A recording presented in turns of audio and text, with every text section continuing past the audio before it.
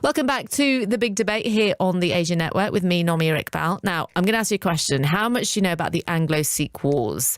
I'm going to be honest, I probably don't know as much as I should. And I want to know, do you know, if you do know about them, how much of an influence these wars had on Indian history? Well, my next two guests are part of a team behind this new exhibition, which hopes to kind of get rid of the myths and give us a bit more of an insight on what happened. It's called Anglo Sikh Wars, Battles, Treaties and Relics, 1845 to 1849. The exhibition will be held at the Newark Houses Museum and Gardens in Leicester. Unseen artefacts on display to help people understand the history a bit more. So with me is author and military historian Amarpal Singh Sidhu and the head of the Sikh Museum Initiative, Gurinder Singh Mann, on the show here to tell us more. Afternoon to you both. Good afternoon. Hi there. So first of all, if I can start with you, Gurinder, what inspired you to come up with this project? Well, initially, what we started doing was we actually, just as a Sikh organisation, we were looking at different avenues in terms of how we can actually portray Sikh history. Now, the Sikh Museum Initiative is trying to actually kind of take a different course, maybe from other organisations, by actually incorporating technology. So as our first major project, we were looking to do something which was unique and also something which probably many people didn't know anything about. And the Anglo Sikh Wars seemed to be one of those areas which seemed to have topped the list when we were deciding on this particular project.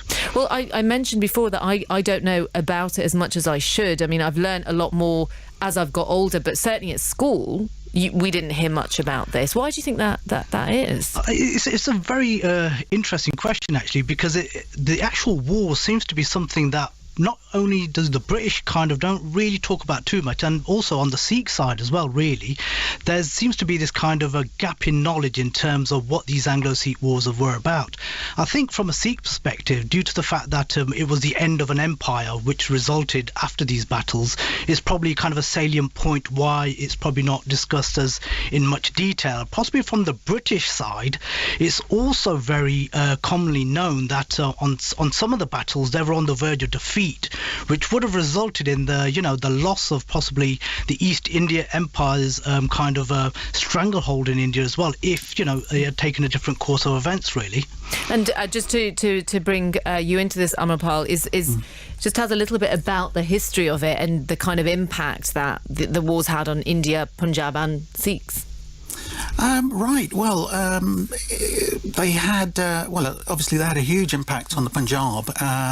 The British, round about the time of the Anglo Sikh Wars, controlled most of India. One way or another.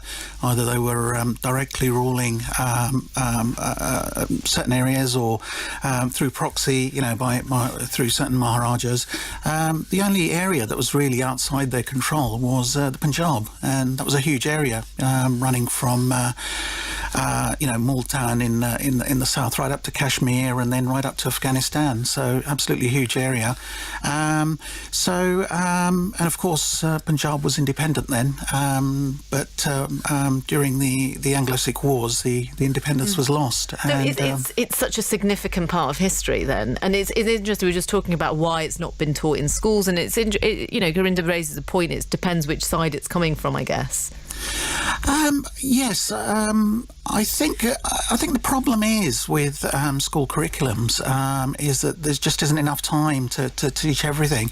There's not enough taught about Anglo-Indian history, never mind Anglo-Sikh history. So there's hardly anything on the British Raj, British Empire, not just in India, everywhere. So you've got to. And I guess it's down to exhibitions like this to raise that sort of awareness. I'm interested to know, Gurinder, in terms of the kinds of things that people will see. Can you tell us a little bit more about that? Yes. What we started to do was before we actually, or when we were scoping the project, was to actually start looking at a unique way of presenting information. I mean, apart from when visitors come to the exhibition, you'll see the standard information in terms of exhibition boards. We've also got a number of key items which were actually picked up from the battlefields of the Anglo Sikh Wars as well. And this includes things like swords from both sides. We also have some 2 unique coatees or shell jackets, so to speak, from both sides. And we've got a rare Sikh scripture which was actually found on the Battle of Ferozshah, which has been loaned to us by the University of Leicester as well. So that's the actual in terms of the kind of content, in terms of what people can see. But what we've also done is we've actually tried to incorporate new technology into the actual exhibition as well. So we've actually modelled a number of key objects which can actually be viewed on a 3D tablet. So this will actually appeal to the younger generation and younger audiences who have now grown up on the tablet, you know, on a diet of iPhones and tablets and things like that as well, really. You've got the Koh-i-Noor diamond, the famous diamond. Well, we haven't got the actual diamond. That would be great if you had the actual diamond, but you've got a 3D replica of it. Well, there's 2 aspects to it. We've got an actual... what we actually did was we actually replicated the 1851 version, because it was the actual diamond was recut at a later stage. So we've got a replica of the 3D of the 1851 version in 3D, but we also do have a replica actually as an exhibition piece as well. So we've got the Koh-i-Noor in kind of 2 kind of states, really. I just want to focus a bit on those artifacts, the armour, the weapons, all that kind of thing, because that's how we get a sense of what happened back then on the battlefields. And just with your military historian cap on, Amarpal, what sort of military tactics did the Sikh armies use to fight the British back then? Okay, well, during the wars, unfortunately for the Sikh army, a lot of their best generals had sort of passed away. So this was, in fact, one of the reasons why the Sikh army lost. So, you know, without going into too much detail, they were very sort of short and very bloody battles. You normally think a battle will go on for 2-3 days or whatever, but some of the battles were actually very short. Jallianwala was just 3-4 hours, and but a huge number of casualties. It was literally 2 sides, hardly any tactics involved, actually, just literally 2 sides. The British advancing against the Sikh army, and literally man to man. How many battles? There were about 5 battles in the first war, and there was about 5 or 6 battles in the second war as well. Some of them were fairly sort of small affairs, but 2 or 3 of the battles were actually quite large and involved quite a few casualties as well. So. Just in terms of getting younger people involved in this, you mentioned, Gurinder, the use of things like the tablets and iPhones, but just going back to the diamond, people know about that, don't they? They know this jewel in the crown of the British Empire. So I guess that is probably your main attraction almost. Well, it is in a sense, because when we actually talk about, say, the Koh-i-Noor, it actually brings up emotions from all sides, really. I mean, there has been calls for the diamond to be kind of so-called repatriated back to whether it's India or Pakistan, and there is a lot of sentiment related to the word Koh-i-Noor. So it does actually bring down a type of visitor who would be interested to know more about it. So therefore, in our exhibition, we try to look at it from a multifaceted view, like I said earlier, which is about actually having a replica so they could see what it looks like, but also to actually see what it would look like at the time of possibly when Maharaja Ranjit Singh, who was the owner at one time of the diamond as well. So in a way, what we're trying to show is like a different way in which not just whilst it's appealing to younger audiences, is to audiences of all ages, really. Yeah. If you're tuning in now, you're listening to the Asian Network with me, Nomi Iqbal. We're talking about the Anglo Sikh Wars, and I want to find out from you how much you know about them, how much of an influence these wars had in Indian history.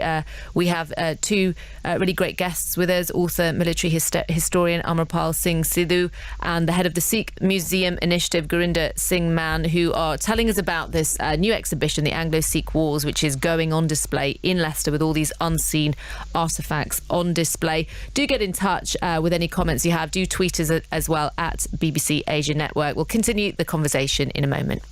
To the big debate with me, Nomia. We're talking about the Anglo Sikh Wars and how a new exhibition is going to be held in Leicester, which enables people to learn more about it. And I'm joined by author and military historian Amarpal Singh Sidhu, and also the head of the Sikh Museum Initiative, Gurinder Singh Mann, to talk a little bit more about this. While the music was playing, we were talking a little bit, weren't we, Amarpal, about how actually the Anglo Sikh War talks a lot about the relationship with Britain, and it was quite a fraught relationship that we had with the British. That's right, yeah. I mean, our relationship runs over 200 years now. You know, the British were in India,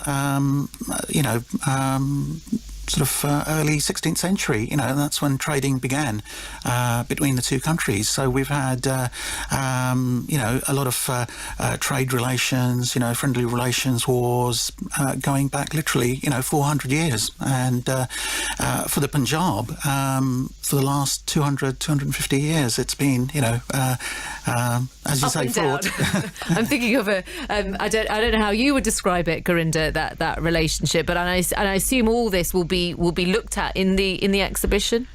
Yeah, I mean, I think in terms of the actual relationship itself, it was one of those kind of fraught ones, like we actually stated. I mean, you got to remember that the British and the Sikhs didn't really come into a major kind of collision, so to speak, until like just after the 1780s, really, and that was just a couple of skirmishes, which kind of took place after Bagheil Singh had actually just hoisted the Sikh flag at Delhi, basically. But once we got to say the 1800 period, is when we actually see Maharaja Ranjit Singh undertake a peace treaty with the British, and it was that peace which actually lasted till the Anglo Sikh Wars, which kind of kept the two kind of empires at bay, really. And I think what we actually try and say in the exhibition is that there was this East India Company which actually came onto the shores of India, but it was like Amarpal said earlier on, it was the Punjab was still the last bastion left in terms of for them to conquer in order to have almost complete control over India and Pakistan, really. And this exhibition, it's I guess it's designed to appeal to everyone, really, not just specifically young British Sikhs. Exactly. I mean, I think the key thing is when we actually say the word Anglo Sikh Wars, what we have to be very clear is that there was people of different faiths and different denominations fighting on both sides. So if we talk about the Sikh Empire, you would have had Muslims and you would have had Hindus, and you even had some people from the British side actually fighting on the Sikh side as well, so to speak. And obviously on the actual British side, they actually employed a number of sepoys and different regiments, from India to actually fight against the Sikh Empire as well. So technically, it affects all communities, really, because everyone to some extent had a part to play in it. So, and interestingly enough, since our doors have opened, we've had exactly that. We've had people from all communities come in and actually have a look and just see what this exhibition's all about, really. And Amarpal, you were saying that this is everybody's history. That's right, yes. I mean, one of the things that people think about the Anglo Sikh Wars and Punjabi history is that it's specifically for us, for Asians, but it's not. It's actually British history as well. And what we find is, I write books on the subject, and I find I get a lot of feedback from British people. It's their history. It's their history. What at the end of the day. What sorts of things are they saying that? There's a lot of interest in Anglo-Indian history. Simple as that. And just going back to the earlier point about British Raj, British Indian history not being taught in schools. This is one way to actually sort of learn about it themselves, because it's just not on the school curriculums anymore. Am I right in saying that Sikhs made up 25% of the British Indian Army? Is that right? Something like that, yes. And they were crucial as far as both world wars were concerned. That's right, yes. I mean, the British love to, they had this theory about the martial races, and so they love to recruit from, the Sikh community, and there was always a lot of enthusiasm about joining, the Sikh army or British army. I think it's just in our blood, really. And then from, the wider Punjabi community as well. So there's a lot of Muslim soldiers, Hindu soldiers from the Punjab as well. So that area, of the Punjab and the Sikh community provided, the sort of backbone of the British Indian Army, and then, into the World Wars as well. And Gurinder, and I would like to get your opinion on this as well as Amarpal, the people that are coming into the exhibition so far, are they surprised to learn about their contribution? Absolutely. I mean, let's just, if you break it down slightly, if you say from a Sikh perspective, people are saying there's certain things and information that we're presenting that they never knew about, and it's something that was part of our kind of framing when we were framing the actual project, is to actually make sure that we're touching on a subject which does enlighten people, does get people educated. So we were down there on the weekend just gone, and then a couple of Sikh audience that were there were actually saying that we were never aware of some of these battles, because if you look at these words like Mudki, the Battle of Firozshah, Jallianwala, I mean, it takes a bit of time just to roll it off your tongue anyway. But so do you find that surprising when people say they didn't know about their history? Well, I've been a Sikh historian for nearly 20 years now, and I'm an author, published author as well. So when it comes to this kind of area, I would say yes and no, because whilst people touch upon it and say that these battles took place, most people have never gone into it in much detail, so to speak. And Amarpal's done a great service in terms of writing a couple of books in this area as well. But again, just to touch upon some of the visitors we've actually had people from the British community as well, and say, well, this is a really important aspect of the British out in India, because there's certain facts there which have never been most people aren't aware of. Like, for instance, at the Battle of Firozshah, for instance, the British were actually on the verge of defeat, and they were willing to, about on the verge of giving up. And these kind of little anecdotes and facts, so to speak, have seemed to have kind of just disappeared throughout the history. And and for people coming to the exhibition, I think they actually are learning quite a lot, we're happy to say, basically. Do you agree with that, Amarpal? That's right, yes. It's one thing reading about these things on books. It's another thing actually going into a museum, going into an exhibition, and actually seeing firsthand these sort of things related to the wars. So it's another dimension, really, and it's something, it's a great way of getting youngsters and kids involved in and interested in these things, because they may not want to just delve into a book. They can be quite heavy, the books. That's right, yes, and but seeing an exhibition, and it's like I said, it's another dimension. Going with the family, and it's a great day out. So certainly, that's probably the best way to sort of get into this subject. And then also you can always read about it if you have that interest after going to an exhibition to find out more. That's right, yes. I mean, if you want detail, then, you can't beat books. But an exhibition, like I said, it's an ideal way for youngsters to actually get into the subject. So, but yes, there's a huge number of books on the subjects as well. And do check them out. We were talking earlier about history. Everybody's interested in history. Everybody wants to know more these days. Please do check out the books on the subject as well. And this exhibition is running from the 11th of March. Just before we go, Gurinder, I've got this question from Geeta. Will it be taking place anywhere apart from Leicester? Well, it's a good question, actually, because as part of our kind of, framing of the actual project, we are happy to take this out to communities, Sikh temples, other places as well. So it's more a case of everyone getting in contact with us and asking us, and then we will try and incorporate where we can and take this exhibition out on the road as well, where possible, basically. So we are in that particular point where, we will actually accept, some kind of offers if, people are actually saying this is a good thing to take out on the road, basically. Yeah. Good to have you both on. That is head of the Sikh Museum Initiative, Gurinder Singh Mann, and the author and military historian Amarpal Singh Sidhu, talking about the Anglo Sikh Wars. It's an exhibition, Battles, Treaties and Relics, 1845-1849, being held at the Newark Houses Museum and Gardens in Leicester, running from the 11th of March to the 4th of June.